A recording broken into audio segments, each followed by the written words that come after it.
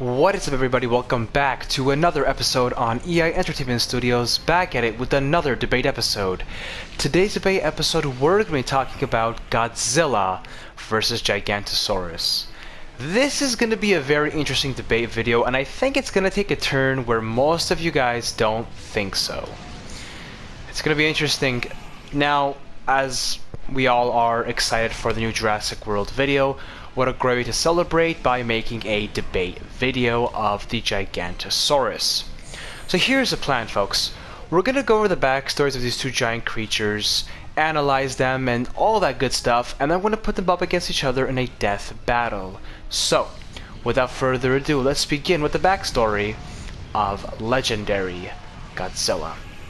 So, Godzilla is an ancient alpha predator who was awoken by a nuclear bomb. It protects Earth as the ultimate force of nature and rules as king. Now for the abilities, I'm going to do a quick skim. As we always do, we're going to finish off Godzilla, and right before we move on, we're going to come back to the abilities and do a deep analysis. So do not worry. Abilities, as I said, we're just doing a skim for now. Ability skim goes as follows: Atomic Breath, Combat, Agility, Burning Ability. Territorial level is maximum, aggression is maximum, biome is Earth. And the height is 120 meters tall. Now, let's go back to the abilities, let's do a deep analysis. So first we have the Atomic Breath. As we all know, the Atomic Breath is the main and most powerful ability that Godzilla possesses. Whether it is this Godzilla, or it's 1998, 1994, 1995, I mean, whatever, right?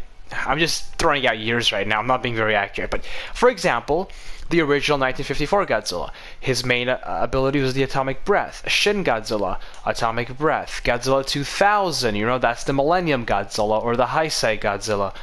They all have Atomic Breaths. Now, what is it? The Atomic Breath is essentially the radioactive pulse and fire that he shoots out of his mouth, and it's a radioactive fire, very focused, aimed, and hot, and it absolutely just blows anything and anyone up that is in its path. Next we have Combat. Now this Godzilla is special in terms of combat because legendary Godzilla's combat is quite beautiful. As we saw him fight in King of the Monsters and Godzilla vs. Kong, he can fight. He can fight on all fours, he can fight on twos, he has a tail whip, he can claw, he can bite, he can dislocate other monsters' shoulders, and especially a tail whip. As we know, the tail whip in the original 2014 Godzilla, he killed one of the Mutos, to be exact, the male Muto, with the tail whip. So his combat is on par. As with agility, he is very agile. Funny enough, he is the only Godzilla that we know of to survive from an explosion of the oxygen destroyer. So he's agile, he has the agility to fight, he's quick, he doesn't get tired fast. Now, the final ability that we're going to talk about here is the burning ability, and it's very, very unique because it requires two catalysts, of which they need to come inside of Godzilla's body, so they're outside catalysts. One of them being the full and complete energy of Mothra, so essentially she has to die and give her full essence to Godzilla, and the other one is radioactive pulses, or radioactive bombs to hit his body, which means extra radiation, more than his body already possesses. You have those two, you go into burning mode where he's just overheating. It's not deadly to him, but he's overheating and he basically explodes and everything melts and gets destroyed within a specific distance from him. That's how Ghidorah was destroyed in King of the Monsters. Alright, this is essentially going to sum up Godzilla. Let's get into Gigantosaurus, because this is what we're actually waiting for. Many people might think, how is Godzilla going to fight Gigantosaurus? Because they're not even on the same par here. It's very interesting what I've done here, so let's talk about it. So first, let's begin with the basics. the backstory of Gigantosaurus.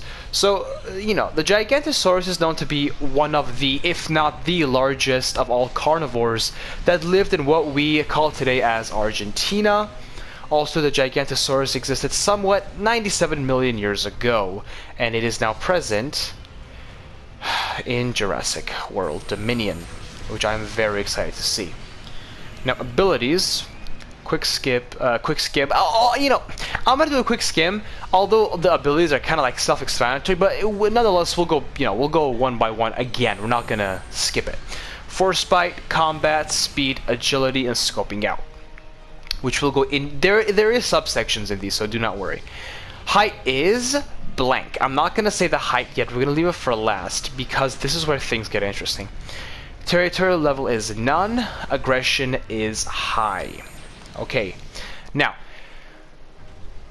Gigantosaurus, in reality, is, I don't know, an ant, maybe, compared to Godzilla. It's like Godzilla stepping on a car. That's how small Gigantosaurus is. But we're going to be realistic here in terms of Godzilla. I try to make this, fair with being the most reasonable as possible. How did I do that? Well, do you remember the 1998 Godzilla film?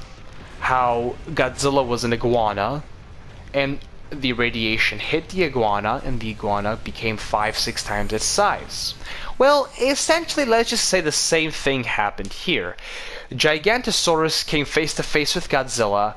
Godzilla's radiation has affected Gigantosaurus, and Gigantosaurus has grown 3 to 4 times his size. So, Gigantosaurus, because of the radiation infection, now stands at 87 meters tall. Although there's no new abilities, the same abilities that he originally had, he's just 87 meters tall when he's fighting against Godzilla because of the radiation. So, now that we got that out of the way, let's go back to the abilities and let's do a deep analysis. The first one we have is the Force Bite. As we know, the Giganotosaurus is huge, his teeth are huge, and he has a lot of muscles and power, and he has a lot of force in his bite. He can easily cut off limbs, cut off body parts, and just cut up and eat organs. His bite is ferociously strong. Combat. The Gigantosaurus is good in combat when it comes to using a tail whip, biting. I wouldn't say the best with his arms, but biting, tail whip, kicking, ramming into his opponents, but using his head to break opponents' necks and all that stuff. His neck is essentially his hands. He can maneuver a lot of things with his neck and his bite together. Very, very powerful in terms of combat in that sense. Also, he is very agile, he is quick, he is powerful, he is a meat-eating machine, to put it into terms. We also have scoping out. Gigantosaurus is very good in scoping out his opponents, or prey, sometimes. Most of the times, I should say prey. And just ambushing them and knowing when to attack them and just challenging them on the right place at the right time. Okay, this is interesting now. So essentially we're done with Gigantosaurus' backstory and analyzation, because now we can imagine a Gigantosaurus from Jurassic World, only that he is triple the size, quadruple the size, whatever, 87 meters tall, ready to fight 120 meter size Godzilla. So we're gonna do the same old close range and far range analysis for the death battle, which we have just begun. Here's the rules: close range and far range. Far range limits some of the abilities, and we test these opponents out to see if, let's say, some of their abilities were to be restricted, can they still win a fight? It's a great, wonderful way of testing them out. And then close range is just face to face, all out. So we'll start off with far range. The rule is they have to be 700 meters apart. There is absolutely no physical touch allowed in this. So let's see what abilities Gigantosaurus can or cannot use in terms of far range. First we have is the Force Bite. So in terms of the Force Bite, obviously that requires physical touch, so that's not gonna happen. Combat, again, needs physical touch, not gonna happen. Speed as in, I mean, you can use that in offensive and defensive, right? You can, use speed to evade an attack and use speed to attack. In this case, defensive-wise will be fine, but combat, no. Agility, I guess you could put that in the same line as that. And finally, we have scoping out. Uh-oh. We've hit a dead road. Gigantosaurus has no abilities to fight in a far distance battle. For Godzilla, we know he has some. Let's go look at it. We have the atomic breath. That is meant to go far distances. Combat. That's not going to happen, as we know about that one, because it requires physical touch, agility, same defensive. Burning ability can go far distances because he explodes.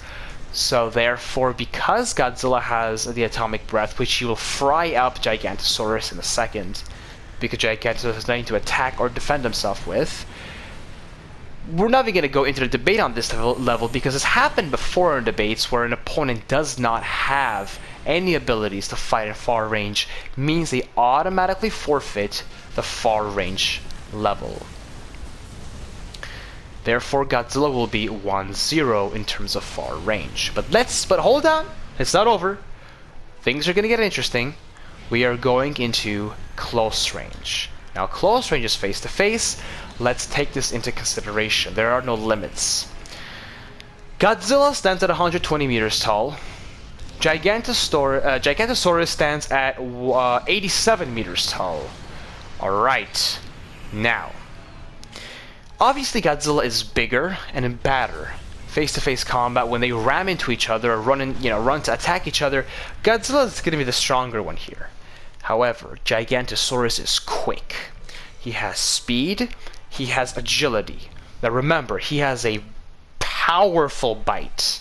He has a powerful body. He has really good combat.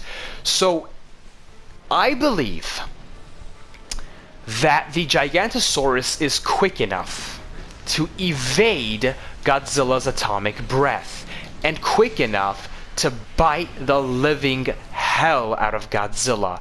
And I think it's gonna go in a way where Godzilla is quick, definitely, but Gigantosaurus is gonna be a little bit quicker. And he's gonna bite, tear limbs off, tear maybe body parts off, maybe. Because remember, we're dealing with a very powerful force of bite here. And he's just gonna run and attack, and it's essentially gonna make Godzilla come into a defensive mode. And remember, there's buildings and there's all these stuff. I believe the Gigantosaurus is even quicker than Kong. Those are my personal thoughts on that. So in terms of, obviously Godzilla is agile, Godzilla's combat, he has a burning ability. But I believe Gigantosaurus is personally just too quick for him. And essentially what I said, it's going to be bite, hit, run.